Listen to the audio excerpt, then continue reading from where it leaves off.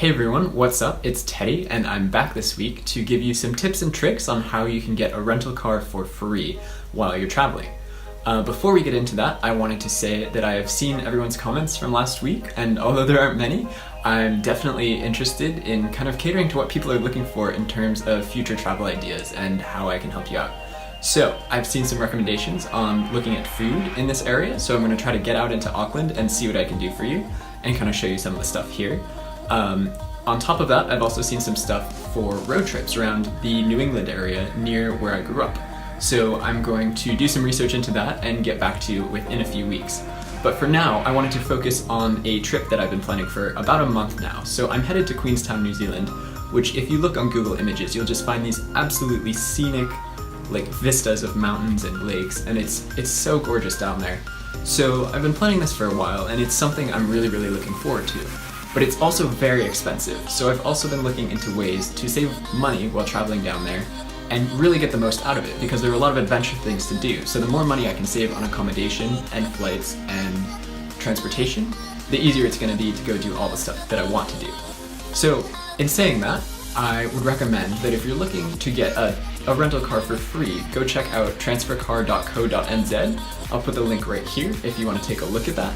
And what that will do is all you have to do is put in the dates on their calendar, and then it'll give you a list of different vehicle types and duration and kind of the details of each rental terms. So this is a site that compiles rentals from all these different companies. It's not one specific car rental company. And what it'll do is show you whether you can get a little hatchback or a van or something like that. And some of them you actually have a set period of 2 to 3 days, and others you could have for up to 5 if it's like a rental van or something. On top of that, some of them will also allow you to purchase extra days beyond that for a very low price. It's somewhere between 1 and 20 New Zealand dollars usually, which is really cool.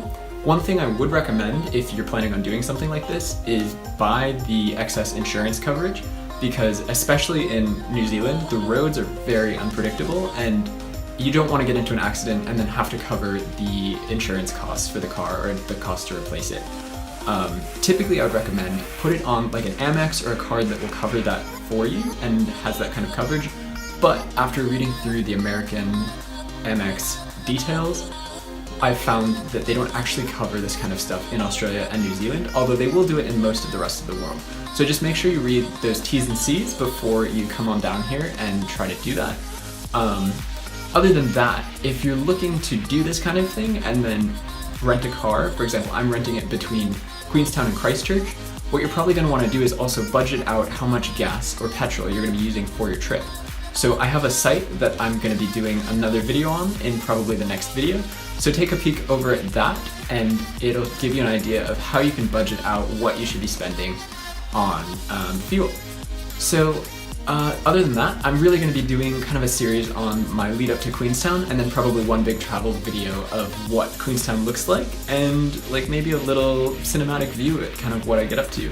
Planning on going paragliding and doing some very adventure-based activities while down there. So keep on the lookout for that.